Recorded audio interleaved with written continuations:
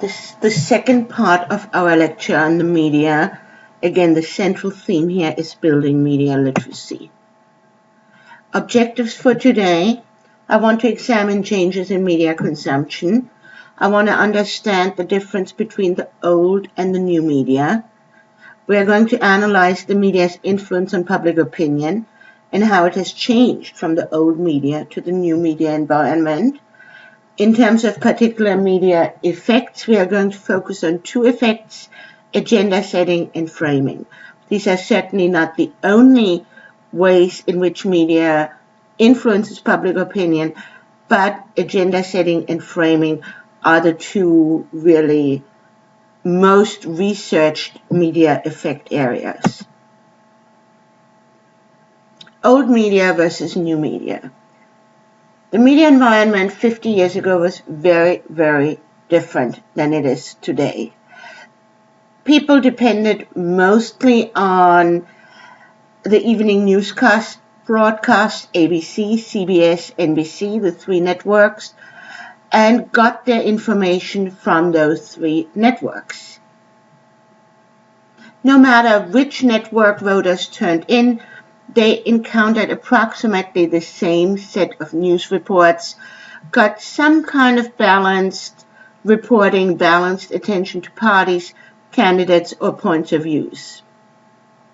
So it really didn't make so much of a difference whether someone watched the evening news on ABC, CBS, or NBC. The offerings were sufficiently homogeneous and standardized to represent an information commons. So Americans of all walks of life got approximately the same information. During the heyday of network news, the combined audience for the three evening newscasts exceeded 70 million, and many Americans were exposed to the news simply as a byproduct of their loyalty to a certain network, a certain sitcom. They would watch, and then they just watched the news because there was nothing else on. Today's media environment is completely different. Cable television, explosion of media outlets on the internet, and of course the emergence of social media. All of these developments have created a more fragmented information environment in which cable news, talk radio, social media, 24-hour news outlets all compete for your attention. With minimal effort, you can access newspaper, radio, internet, television stations from all over the world. So this rapid diffusion of new media has transformed the supply of information, and today there's a much wider range of media choices on offer, providing much greater variability in the content of available information. Today we cannot assume anymore that Americans get exposed to the same core set of news. That was the case in the old media, not anymore the case in the new media era. What has been the impact of these changes in the media market? First of all, I think that people uninterested in politics can now avoid news programming altogether. In the age of the old media, you kind of couldn't avoid it because it was on at a certain time, but now you can tune into the Food Network or sports channels, completely avoiding any kind of political content. And even if you're interested in only a certain type of political content, say anything related to gun laws and the Second Amendment, you can select the news and you can avoid any kind of other type of news. And those who are political junkies, they have many, many more choices than they previously had. Most likely, their selection of choices will be guided by a principle called selective exposure, which means that people typically avoid the information they expect will be discrepant or disagreeable and seek out information that is expected to be congruent with their pre-existing attitudes. So in plain English, conservatives watch Fox, liberals watch MSNBC, most audiences are not exposed to any information that counteracts their points of views. As a result, opinions will become more extreme because you only hear information that confirms your opinion. You are not exposed to information, at least not in the era of the new media. You can avoid information that contradicts your opinion. Take this table, for instance, that comes from the Pew Research Center. You see here that Republicans, Democrats, and Independents judge the believability or credibility of the news very, very differently. Republicans find Fox News credible, 67%. On the other hand, many fewer Republicans find MSNBC credible, believable, 32%. And the pattern is really reversed for Democrats.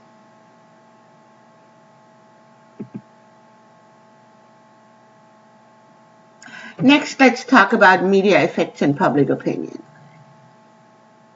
First of all, I want to emphasize how important, how powerful pictures are. A picture is worth 1,000 words. We know this.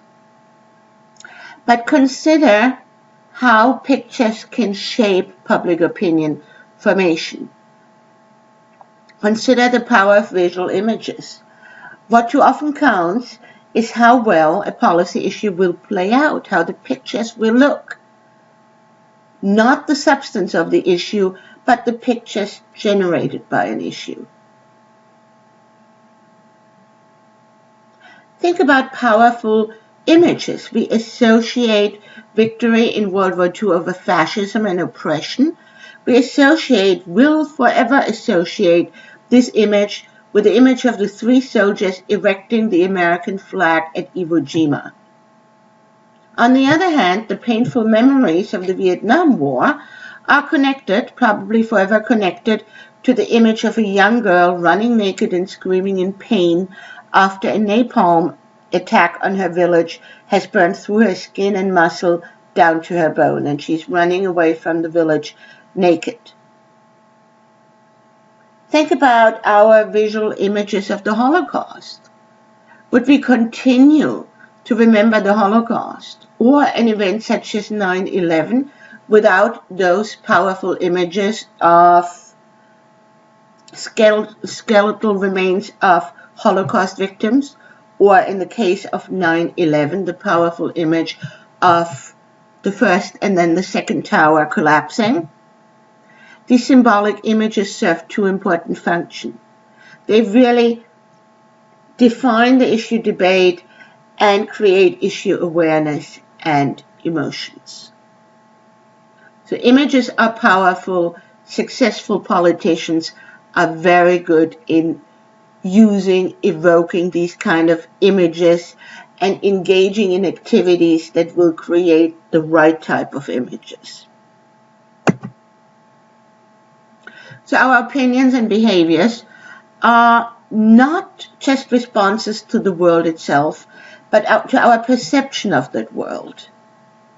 It is the pictures in our heads, the pictures generated by the media, that shape our feelings and actions.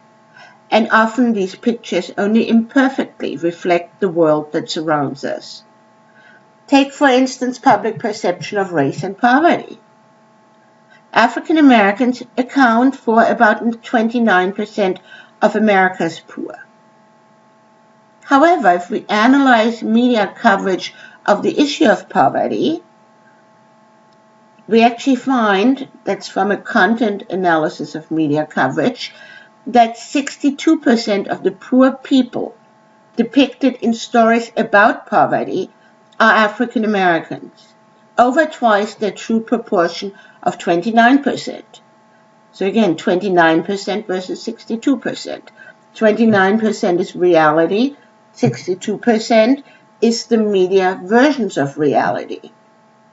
And pictures of the most sympathetic age group of poor people, the elderly, children, are virtually invisible among the magazine's poor. Next, I want to talk about specific media effects. First of all, agenda setting. Best summarized in the following quote, the press, the media, may not be successful much of the time in telling people what to think, but it is stunningly successful in telling its readers what to think about. So the media is not just a mirror on what is going on. Journalists often say, well, don't blame us, we are just covering what is going on and bring it to your living room. But journalists, owners, editors select what is news. They filter and shape it. And then the media concentration on a few issues leads the public to perceive that those issues are more important than other issues. So if the media does not cover issues of quality of drinking water or, say, connections between exposure to certain chemicals and childhood cancer, these are non-issues for us. We don't worry about it. But imagine for a second a type of media coverage that emphasizes these issues, focuses on these issues day in, day out. These issues will become more important to us. So agenda setting means the media does not just cover reality, it filters reality. It tells us what is important. It selects the issues for us that are important. Secondly, framing. Media powers go beyond agenda setting. Once an issue is covered by the media, elevated in importance, it can be presented or framed in many different ways. And there's plenty of research illustrating that issue framing can shape public opinion. Any issue can be portrayed in many, many different ways. Feminists can be portrayed as women being concerned about equality and being politically active for women to become more equal, or they can be portrayed as extreme man-haters who despise American values. Take another example, the debate over the inheritance tax. Such a tax can be framed as a death tax or an estate tax. Republicans, not surprisingly, actually have coined the term death tax and use these terms, which also really has penetrated media coverage on this issue. Democrats shy away from the term the death tax because it has so many negative connotations, creates so many negative images in our mind. Democrats, on the other hand, use the term estate tax.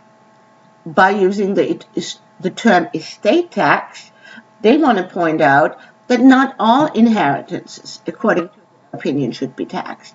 Only big inheritances, estates, not your grandmother's row house. So think about the different pictures that come to your mind when you think about the term death tax, evil government taxing us all the time, versus the term estate tax, a tax on the wealthy who have beautiful, huge estates with a long, winding driveway leading up to a huge house. In a similar vein, changes in the Earth's temperature can be described as global warming or climate change.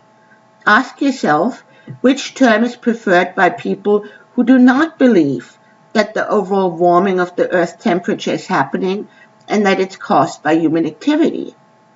Typically, people who don't believe in global warming or climate change, whatever term you like, use the term global warming because it sounds like, I'm wrong. They use the term climate change because it sounds like, sure, the climate is changing. It has always changed over the last centuries over the last thousands of years. It's hot, it's cold, very unpredictable. On the other hand, global warming does not just suggest random fluctuation in the Earth's temperature, but suggests that there is a cause behind it, and that the cause behind it is human activity.